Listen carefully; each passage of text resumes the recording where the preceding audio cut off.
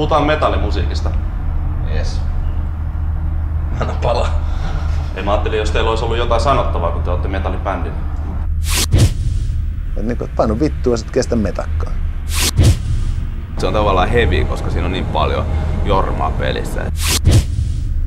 Sitten pystyy enää kuuntelemaan black metallia, koska iskä ja äsken kuuntelee sitä black metallia. Nyt pitäisi ruveta pikkuhiljaa niin pistää läskiä tummuun, perkele.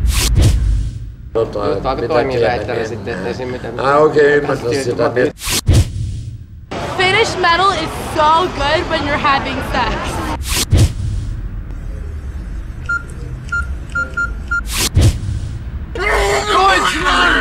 Deutschland! Kukaan? Osaatteko kertoa, missä Suomi-metalli?